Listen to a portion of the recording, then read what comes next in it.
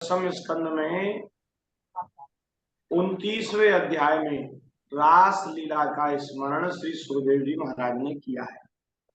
हमने ऐसा सुना है कि जैसे शरीर में 5 प्राण होते हैं ना, उसी तरह रास लीला के 5 अध्याय वो भागवत जी के 5 प्राण हैं।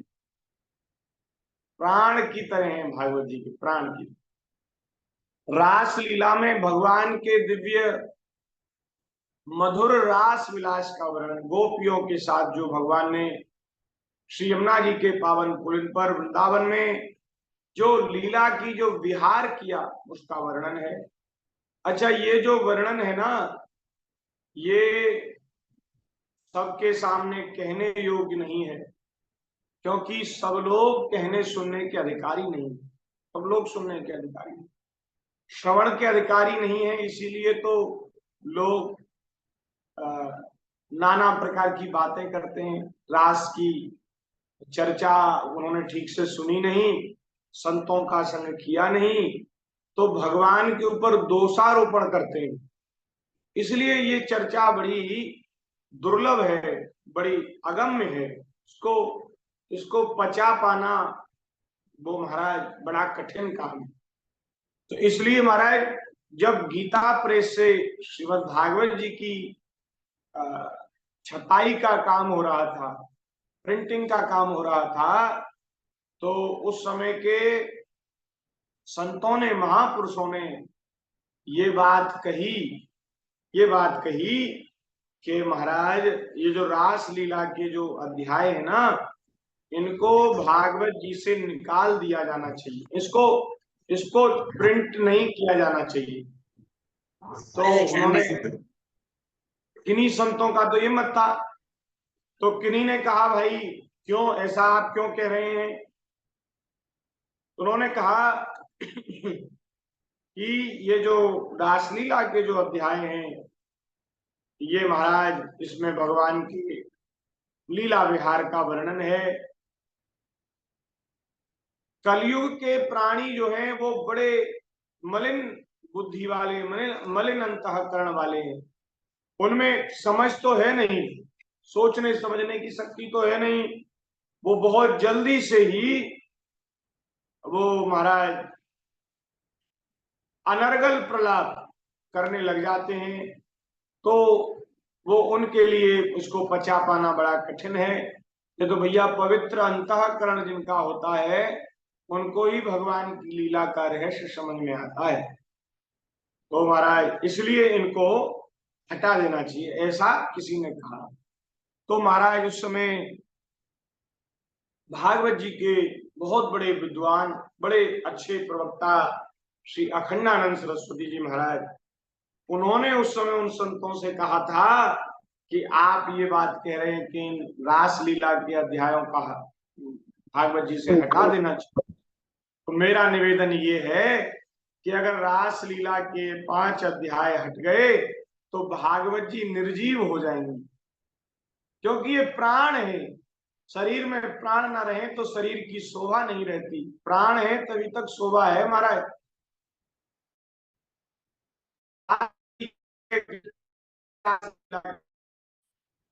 डाल देंगे तो ऐसे ही हो जाएंगे प्राण। इसलिए हमारा मत है कि इनको रखना चाहिए। जो अधिकारी हैं, जो प्रेमी अनुरागी हैं, वे भगवान की दिव्य लीला का श्रवण करके, कथन करके वे अपने जीवन को धन्य करेंगे, अपने समय को सार्थक करेंगे। ऐसा माना उस समय ये हुआ। ऐसी अद्भुत कथा है, हम सब लोग बड़े सावधान होकर के इसको श्रवण करेंगे, कोई अन्यथा भाव नहीं लेंगे और भगवान के चरणों में प्रार्थना करेंगे कि हे प्रभु, आपकी दिव्य लीला का कुछ रस हमको भी प्राप्त हो जाए, इसका कुछ रहस्य हमें प्राप्त हो जाए, जिससे हमारा जीवन सफल हो, हमारी बुद्धि हो और मन अंततः आपके चरणों में लग जाए। ठाकुर जी से प्रार्थना करके हम प्रार्थना कर रहे हैं। 29वें अध्याय में श्री सुखदेव जी महाराज कहते हैं हे परीक्षित, भगवान अपिता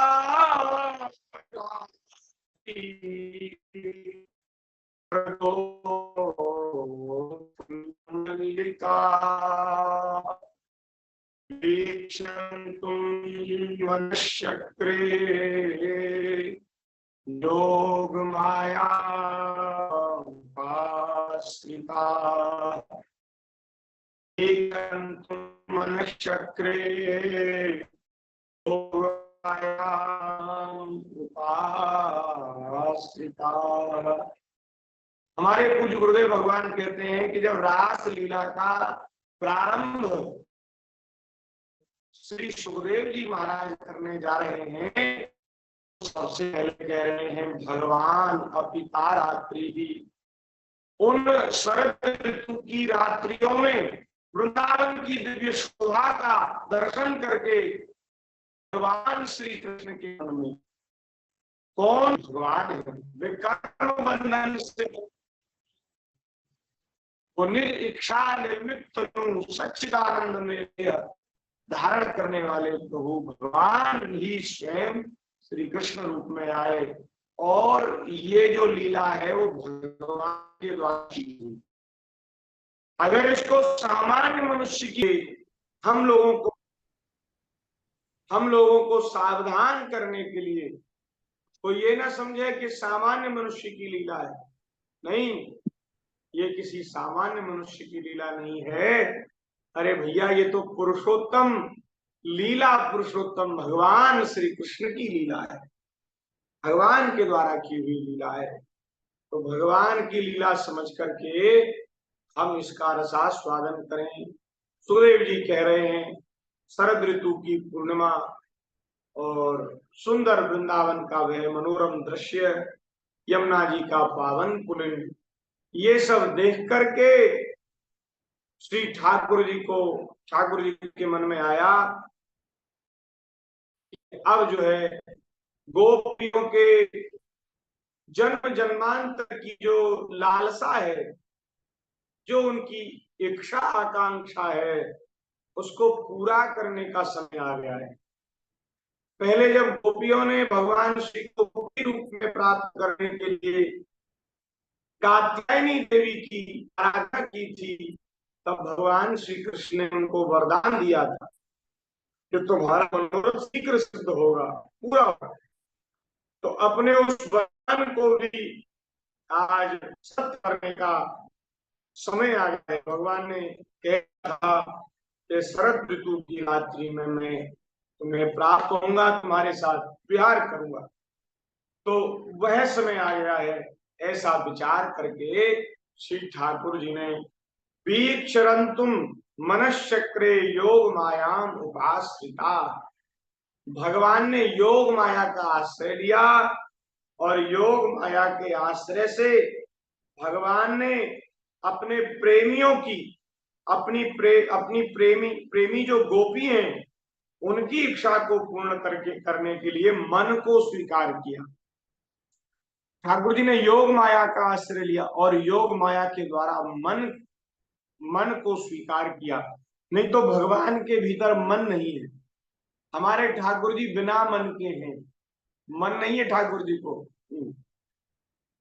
महाराज, कोई देखो, कोई संकल्प विकल्प पैदा होता है ना, तो कहाँ होता है? मन में होता है।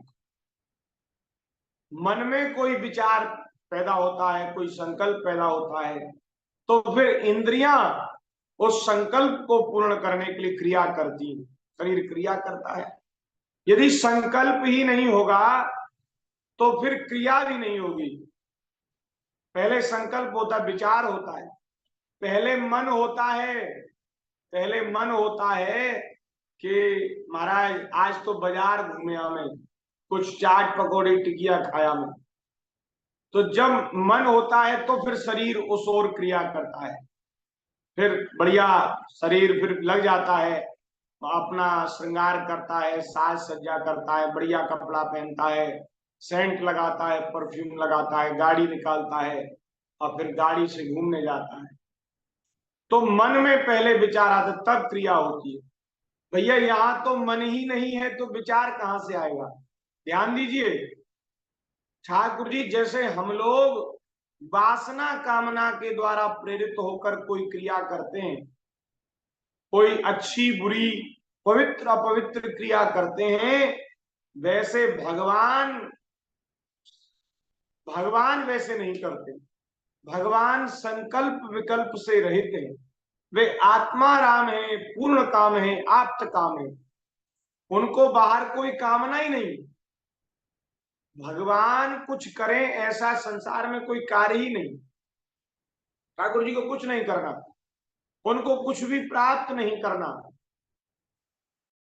उनका कोई मदद शेष नहीं है। तो भैया ठाकुर जी तो आत्मा राम है।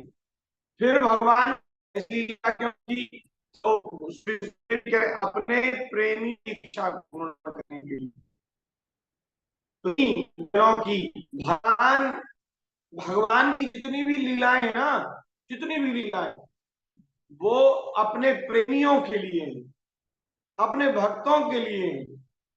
ठाकुर जी जो कुछ करते हैं वो अपने भक्तों के लिए, अपने मन से नहीं करते, अपने भक्तों के मन की करते हैं, मन की इच्छा पूरी करते हैं। इसलिए ठाकुर जी विविध प्रकार की लीलाएं करते हैं। तो ये जो रास लीला है ना, ये भी भगवान के की लीला है। ठाकुर भगवान के प्रेम। देखो भगवान को कई प्रकार से संबंध बनाकर भजा जाता है। ठाकुर जी को भजने के कई प्रकार हैं, कई संबंध हैं। कोई भगवान को वात्सल्य भाव से भजता है, कोई सख्य भाव से भजता है, कोई शांत भाव से, कोई दास्य भाव से भजता है। और महाराज इन सब भावों में एक भाव सर्वोपरि है, उसको बड़ा श्रेष्ठ माना जाता है, और वो है श्रृंगार भाव, श्रृंगार। भगवान श्री कृष्ण मेरे प्रियतम हैं, मेरे पति हैं, वे मेरे स्वामी हैं, ऐसा भाव रखकर वे मेरे प्रियतम हैं, मैं उनकी प्रेयसी हूं, मैं उनकी प्रिया हूं। ऐसा भाव रख करके यदि श्री कृष्ण का भजन किया जाए उसको श्रृंगार भाव कहा जाता है। ये भी एक भाव है। तो श्रृंगार भाव के उपासक है ना, वे भगवान की प्राप्ति के लिए ही लालायित रहते हैं। वे चाहते हैं हमें पति रूप में भगवान।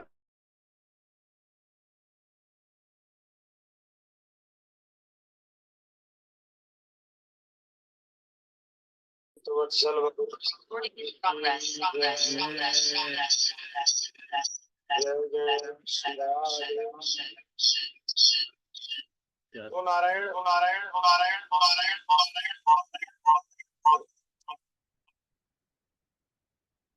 श्री सीताराम सीताराम सीताराम सीताराम भगवान है। हाँ आप बोलिए, आप बोलिए, आवाज गूंज रही है, आवाज गूंज रही है, आवाज गूंज रही है। हेलो हाँ जी आवाज गूंज रही है। रुक जी, नहीं रुक नहीं, हाँ वो जूम को बंद कर दीजिए। हाँ ठीक है। तो हम निवेदन कर रहे थे कि जो उपासक श्रृंगार भाव से भगवान का वो ये है कि हम सब भगवान के अंश हैं, हम जीवात्मा हैं, और हमारे अंशी हमारे प्रियतम हमारे प्रभु परमात्मा है। तो आत्मा जो है, आत्मा जो शब्द है वो स्त्रीलिंग है। तो इसलिए सब आत्माएं भगवान की आराधना पति रूप से कर सकती है, पति भाव से कर सकती है। तो स्त्री पुरुष तो बाहर का ये ढांचा है, बाहर का ये वो है, बाहरी आवरण है, ताकि हम सब लोग भगवान की आराधना श्रृंगार भाव से कर सकते हैं, करते हैं उपासक। तो भगवान का नाम है भक्त वांछा कल्पतरु, अपने भक्तों की सभी इच्छाओं को पूरा करते हैं भगवान। तो किसी के मन में ये इच्छा होती है कि हमें भगवान पति रूप में प्राप्त हो, तो उन प्रेमियों की वह भावना भगवान पूरा करते हैं। और ये जो भगवान श्री कृष्ण का ये मंगलमय चरित्र है, इसमें जो रास लीला है, वो बस यही है, यही है।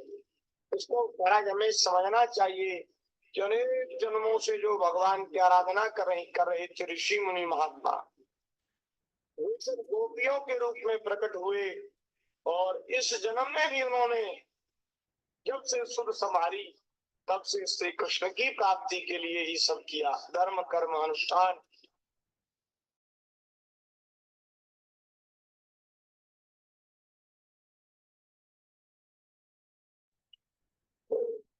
महाराज राम अवतार में जो ऋषि मुनि महात्मा, जो मित्रानिया अवधपुर की स्त्रियां भगवान के सुंदर स्वरूप को देख करके भगवान के ऊपर मोहित हो गई थी, उन सबको भी भगवान ने वरदान दिया कि आप सब श्री कृष्ण अवतार में द्वापर में आवे, उस समय मैं आपके मनोरथ को पूर्ण करूंगा, मैं आपको अपने अपनी प्रियतमा के रूप में, अपनी प्रेयसी के रूप में अपनाऊंगा। ये सबको वरदान दिया। तो वेद की ऋचाएं, ऋषि मुनि महात्मा और अवधपुर की स्त्रियां, जनकपुर की मिथिलानिया और भी महाराज, और भी जब वन में भगवान जा रहे हैं तो वनवासिनी कोल भीलों की स्त्रियां, वनवासिनी स्त्रियां, ऋषि मुनि महात्माओं की स्त्रियां, सब भगवान को देख करके भगवान के ऊपर मोहित। और भगवान के ऊपर मोहित होना ये तो महाराज सब धर्म कर्म का फल है। ऐसा नहीं है कि इसमें कोई पातिव्रत, जो हम स्त्रियों का जो पातिव्रत धर्म है वो खंडित होता हो, नहीं। भगवान को पति रूप में मानने से पातिव्रत धर्म खंडित नहीं होता और अधिक पुष्ट होता है। तो सबने भगवान को माना, भगवान ने उन सबकी इच्छाओं को पूर्ण करने के लिए आज वृंदावन में ऐसी लीला की है कि जो अमना श्री कृष्ण हैं, बिना मन के श्री कृष्ण हैं, उन्होंने योग माया का आश्रय लेकर उन्होंने महाराज मन को स्वीकार किया और मन में फिर ये संकल्प किया कि आज जो है मुझे अपने प्रेमियों की इच्छा पूर्ण करनी है। और महाराज आगे के श्लोक में भगवान श्री सुखदेव जी कह रहे हैं कि जैसे ही भगवान ने संकल्प किया कि अब रास लीला करनी है वृंदावन में, महाराज एक नवीन खेल करना है, तो पूरा वृंदावन महाराज अद्भुत हो गया। मानो जैसे किसी ने रंगमंच सजा दिया हो, नाटक करने के लिए जो नट है, जो अभिनेता है, वो प्रस्तुत हुआ हो, तो किसी ने रंगमंच सजा दिया हो, पूरा वृंदावन सज गया। चंद्रदेव ने अपनी किरणों से पूरे वृंदावन को अंधेरे में, रात्रि में एकदम प्रकाशित कर दिया। ऐसा लगता है कि करोड़ों करोड़ों मणियां एक संग महाराज अपना प्रकाश फैला रही हैं, और उसका जो शीतल शीतल प्रकाश है उससे वृंदावन की शोभा और अधिक बढ़ गई। सफेद सफेद यमुना जी के तट की बालू महाराज ऐसी चमक रही है जैसे चांदी बिछा दी गई है, चांदी के समान चमक रही है। और अद्भुत बात तो ये हुई कि महाराज रात्रि के समय में वृंदावन के सब लता पता खिल उठे, और उन जो पुष्प वाले जो वृक्ष है ना, लताएं हैं, उनमें सब में पुष्प खिल गए। फल वाले जो वृक्ष हैं उनमें सब में फल लग गए। ये तो रात्रि में पुष्प नहीं खिलते, लेकिन यहाँ तो रात्रि में पुष्प खिल गए, और उन पुष्पों की सुगंध से वृंदावन महक उठा, अद्भुत आनंद हुआ। और महाराज ये सब वृंदावन का सौंदर्य, वृंदावन की शोभा देख करके भगवान ने अपने कर कमल में जो बांसुरी जो ठाकुर जी ने ले रखी थी, वो श्री ठाकुर जी ने अपने अधरों पर पधराई, अपने होठों पर पधराई।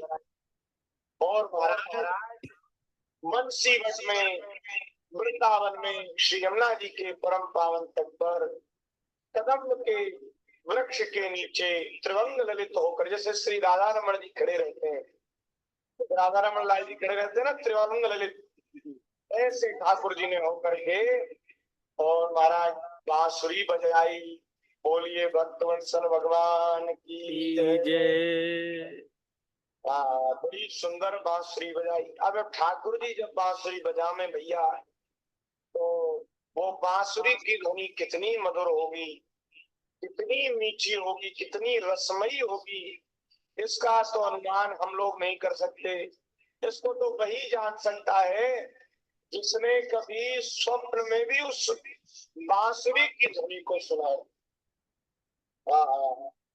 बांसुरी की ध्वनि तो वैसे ही मीठी होती है, लेकिन जब सब रसों के सम्राट भगवान श्री कृष्ण, योगीश्वर भगवान श्री कृष्ण, जब वे बंसी बजावे तो उस बंसी की मधुर ध्वनि का क्या कहना। ऐसी बांसुरी बजाई कि महाराज चेतन जो प्राणी है वो तो सुध-बुध उन्होंने खोई थी। जो जड़ प्राणी है ना, जड़, जैसे वृक्ष हैं, लताएं हैं, पताएं हैं, नदी है, पहाड़ है, पराग वो भी उन्मत्त हो गए भगवान की बांसुरी को सुनकर। पशु पक्षियों ने सुधुत खो दी। ऐसी अद्भुत बांसुरी बजी।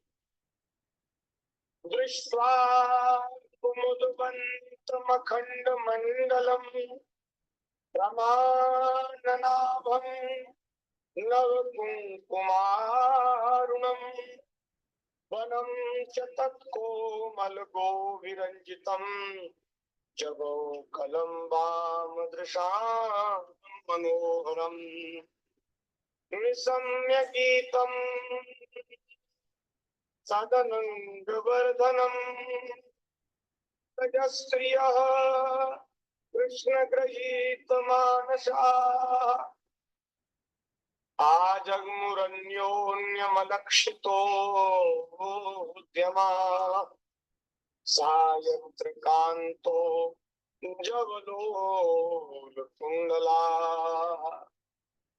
तो भगवान ने बांसुरी बजाई। बांसुरी में कौन सा राग बजाया?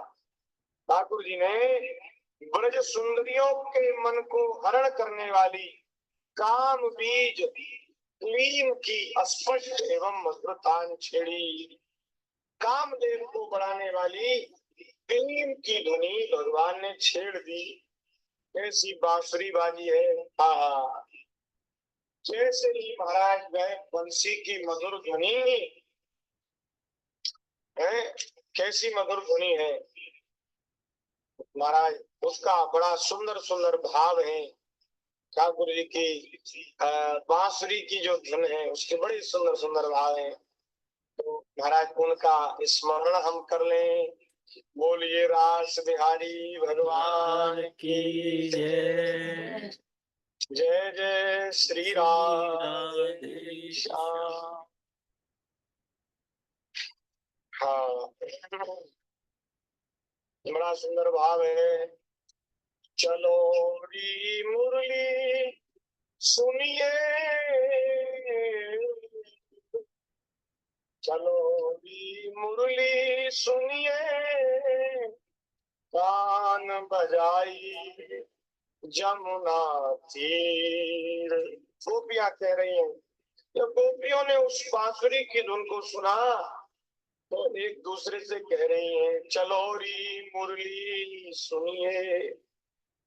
चलो सब काम धंधा छोड़कर सब चलो वृंदावन में श्री यमुना जी के तट पर चलो और वहां चलकर मुरली सुनो। क्यों यहाँ से नहीं सुनाई दे रही? सुनाई तो दे रही है, लेकिन यहाँ महाराज घर वालों ने और हमारे सगे संबंधियों ने अवरोध पैदा कर रखा है। हम बांसुरी की ध्वनि सुनते हैं तो उधर सास आवाज लगाती है कि अरे बहू बहरी हो गई क्या, कान में कहा रुई लगा रखी है, हमारी कब से हल्ला मचा रही सुन रही है।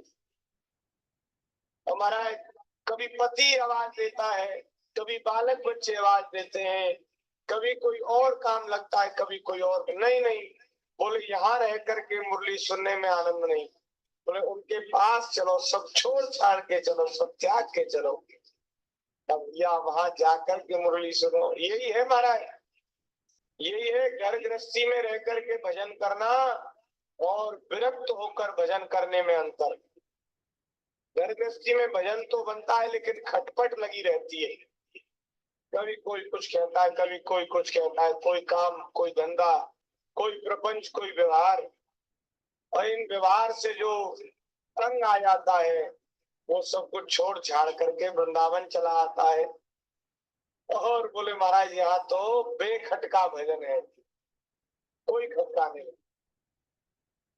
तो गोपियां कहें चलो री मुरली सुनिए, कान बजाई जमुना तीर, तज लोक लाज कुल की कान, तज गुरुजन की भीड़, चलो री मुरली सुनिए, कान बजाई जमुना तीर।